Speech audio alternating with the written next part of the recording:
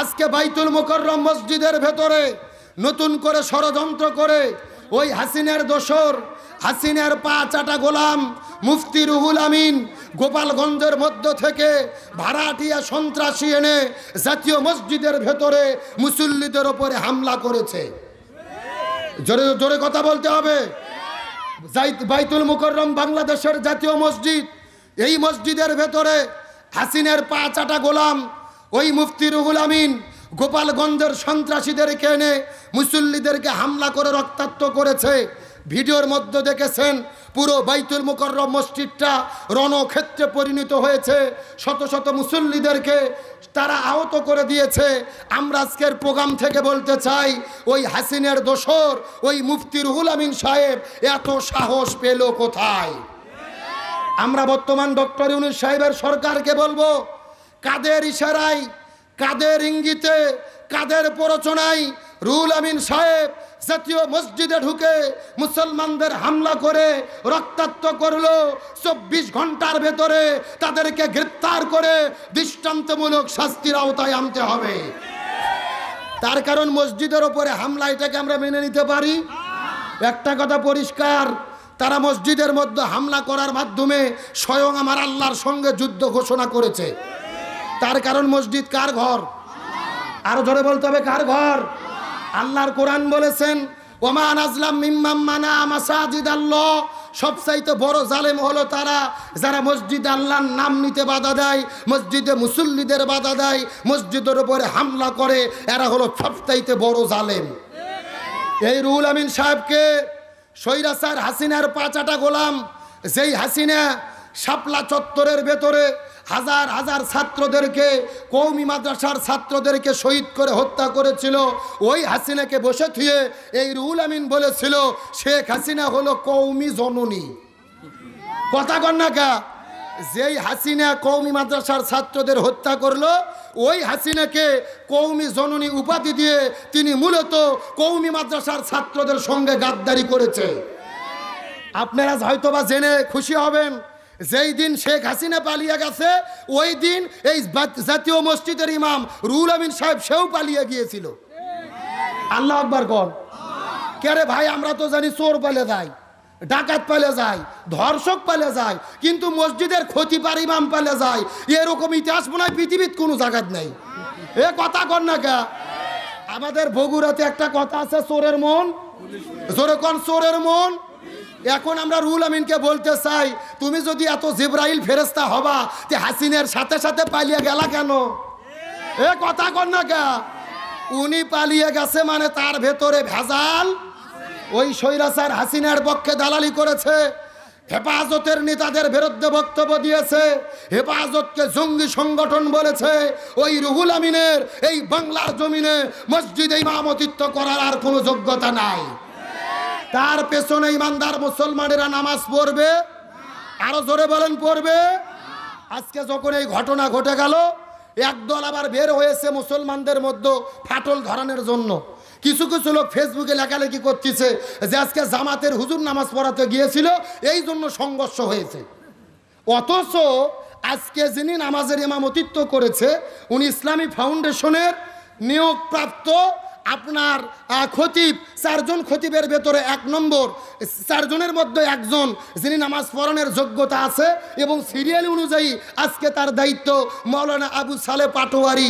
আর যারা সমালোচনা করতেছে তাদের প্রশ্ন করতে চাই, ওই হুজুর ছাড়ছিনা মাদ্রাসায় পড়েছে, জামাতের কোনো লোক নয়, তারপরেও যদি তিনি জামাতের হইয়া থাকে, আমার প্রশ্ন হলো জামাতের হুজুর নামাজ পড়ালে তোমাদের শরীরে এত চুলকনি ওঠে কে? এ কথা কর না কে?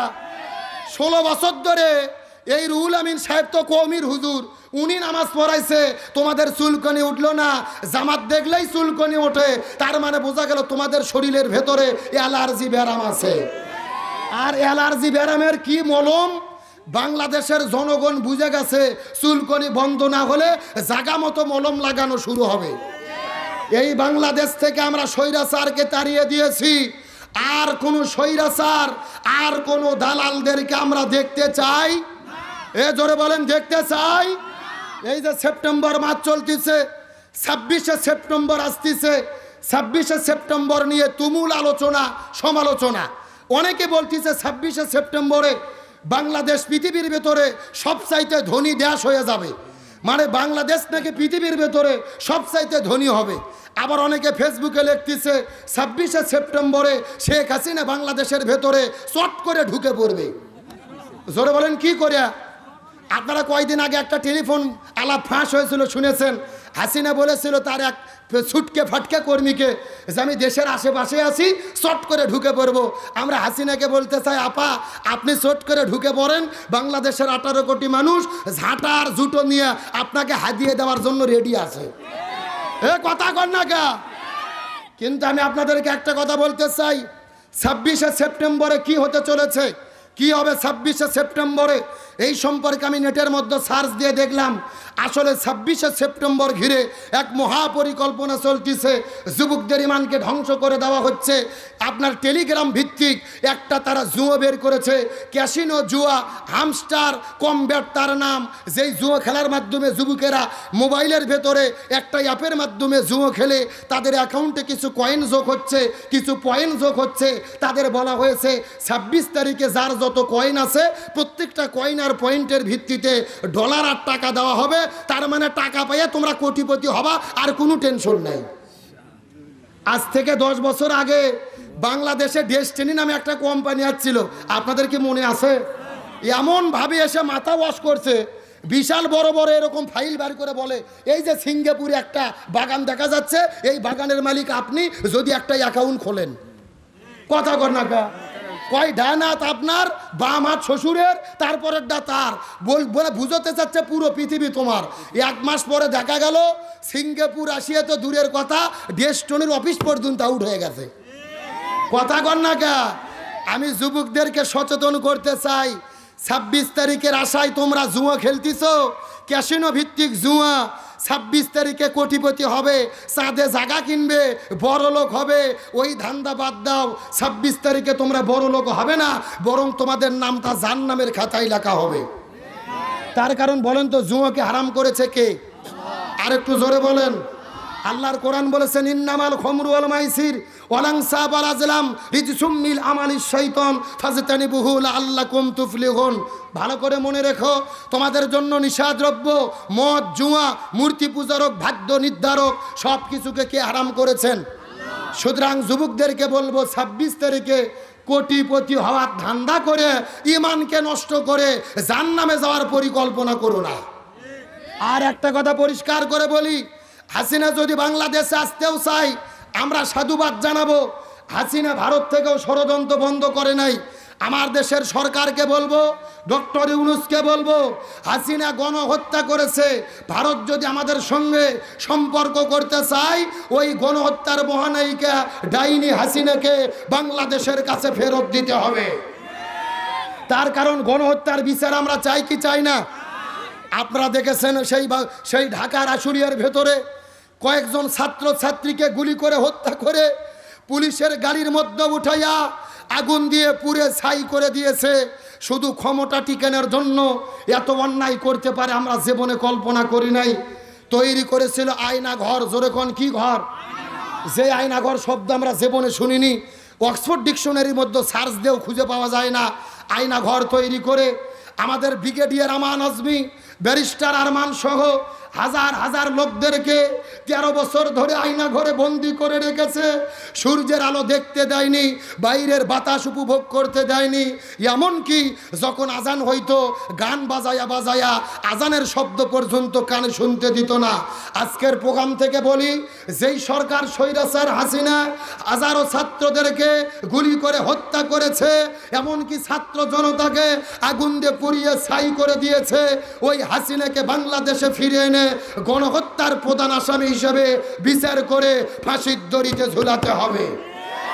এই মতের পক্ষে কারা কারা রাজি আছেন? দুটি হাত আল্লাহকে তুলে দেখান। দেন একজন তাকবীর দেন দেখি। না, বোঝা যাচ্ছে এখানে হাসিনার লোক সব।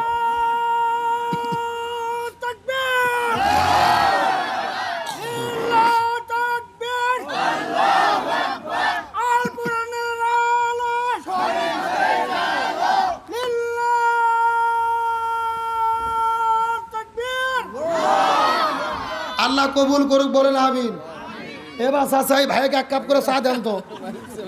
আমার চায়ের দরকার নাই, ও যতক্ষণ ঠিক আছে ও আজ ততক্ষণ চলবে। আলোচনা চলছে চলছে।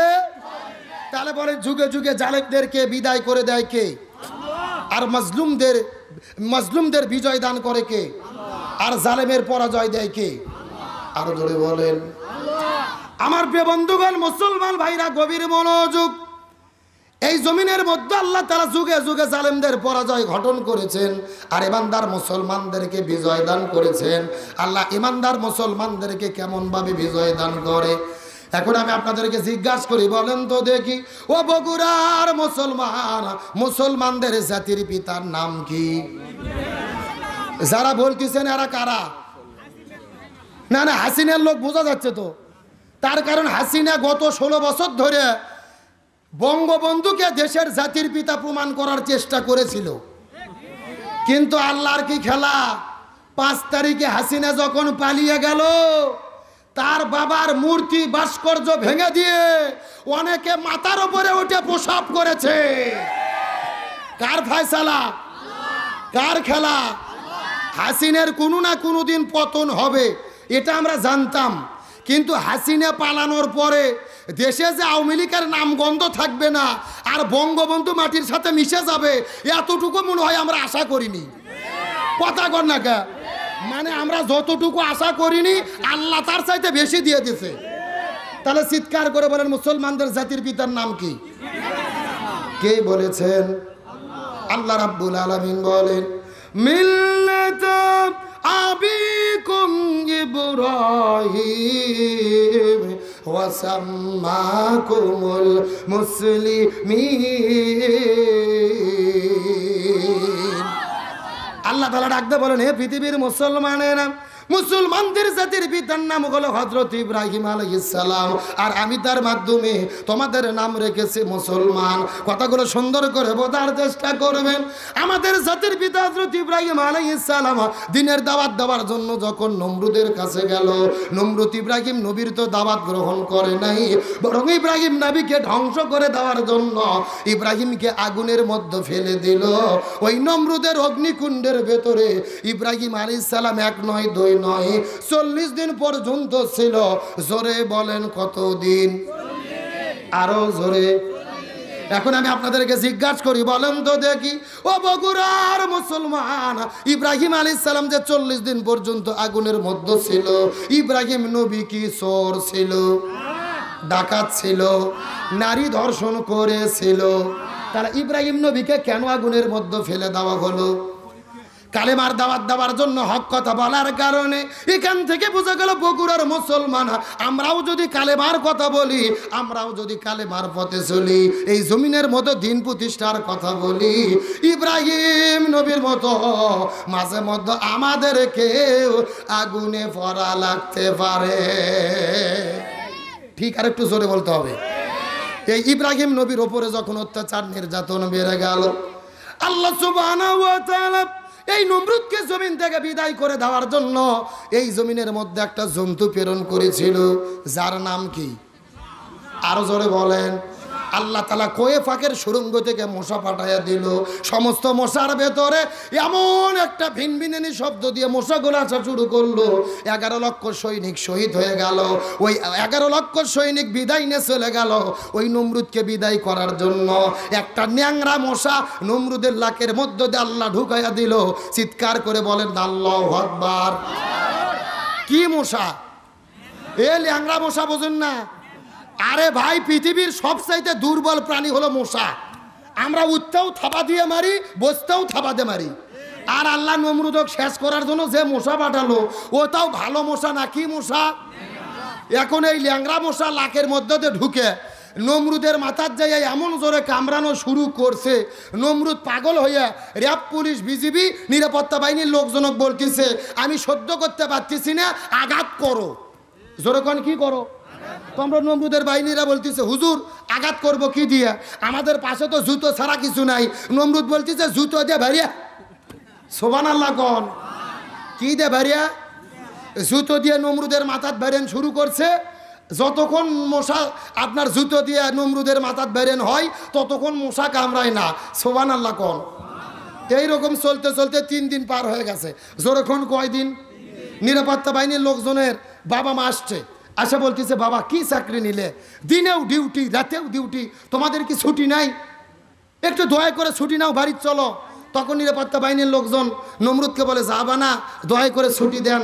নমরুদ বলতেছে ছুটি মানে বেতন যা ছিল ডবল করে দিলাম, তোরা বাড়িয়া কি কর। বেতন কি হলো?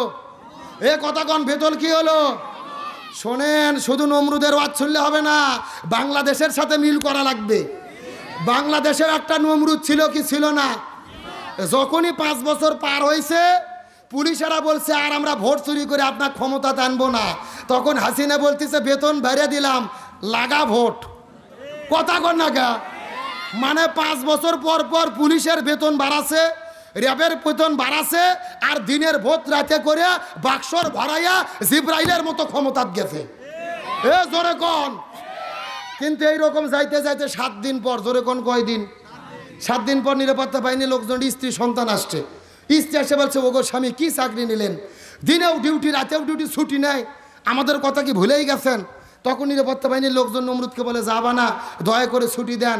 নমরুদ বলতেছে ছুটি মানে কিসের ছুটি রে, বেতন যা ছিল 4 ডবল করে দিলাম, তোরা বাইরিয়া। কয় ডবল? 4 ডবল বেতন বেড়ে দিয়েছে। নমরুদক বেরেন শুরু হয়ে গেছে। চলতে চলতে এখন নিরাপত্তা বাহিনীর লোকজন চিন্তা করে আচ্ছা এত টাকা পয়সাতে করবো কি, বাবা চলে গেল, মা চলে গেল, বউ গেল, সোল গেল, এত টাকাতে হবে কি? আল্লাহ ওদের মাথায় এমনভাবে ভিগড়ে দিয়েছে, কাছে ছিল পাথর, পাথর তুলে মাথা তেমন একটা বাড়ি দিয়েছে, নমরুদের মাথার বাড়ি দিয়েছে। নমরুদের মাথা 2 ফাঁক একেবারে বাড়ি খাইয়া 2 ফাঁক হয়ে ছাও হয়ে গেছে। ন্যাংরা মশা বাড়ি হয়ে বলতেছে কলু সালামা, তোরাও বাঁচলি আমরাও বাঁচলাম। আল্লাহ আকবার কন, আরো জোরে আল্লাহ আকবার কন। এখন নমরুদের সঙ্গে বাংলাদেশের নমরুদের জীবন মিল করেন। হাসিনা পুলিশের বেতন বাড়াইছে, র্যাবের বেতন বাড়াইছে, বিজিবির বেতন বাড়াইছে, সেনাবাহিনীর বেতন বাড়াইছে, সেনাবাহিনীর প্রধান বানাইছে নিজের আত্মীয়। কিন্তু ছাত্রদের আন্দোলন যখন শুরু হয়েছে, পুলিশ গুলি করেছে, র্যাব গুলি করেছে, বিজিবি গুলি করেছে, সেনাবাহিনী গুলি করে নাই। তারা চিন্তা করেছে আমরা যদি গুলি করি জাতিসংঘ থেকে আমাদের হাদিয়া আসা বন্ধ হবে। তখন সেনাবাহিনী সিদ্ধান্ত নিয়েছে না, আমরা ছাত্রদের বুকে গুলি চালাবো না। সেনাবাহিনীর বেতন বাড়াইয়া দিল। ওই সেনাবাহিনীর প্রধান হাসিনাকে বলল বাঁচতে যদি চান 45 মিনিটের ভেতরে আপনাকে গণভবন ছাড়তে হবে। আল্লাহ আকবার কোন। হাসিনা বলেছে 2 মিনিট টাইম দেন, একটু বক্তব্য দেব জাতির উদ্দেশ্যে। ও বলছে তাও সুযোগ দেওয়া হবে না। আল্লাহ আকবার কোন। এমনকি বর্ণনায় এসেছে হাসিনা বিরিয়ানি রান্না করেছে, গোস্তের ভুনা করেছে, ইলিশ মাছের রান্না করেছে, মাছের ভাজি করেছে, বিরিয়ানি, গোস্ত, ইলিশ মাছ তার গণভবনের ভেতরে আছে। আল্লাহ খাবার মতো সুযোগ দেয় নাই। এগুলো কার খেলা? আল্লাহ তাআলা বলতেছে মাকারু মাকার আল্লাহ আল্লাহু খায়রুল মাকিরিন। তারাও ষড়যন্ত্র করে, আল্লাহও কৌশল অবলম্বন করে। কার কৌশলী বিজয় হয়? আল্লাহ বলতেছে আমি ধরি না, কিন্তু আমি একবার ধরলে ছাড়ি না। ইন্না বাদশা রব্বিকা লাশাদীদ, আল্লাহর পাকড়াও বড় কঠিন। আল্লাহ কিছু সময়ের জন্য ছাড় দেয়, কিন্তু একেবারে ছেড়ে।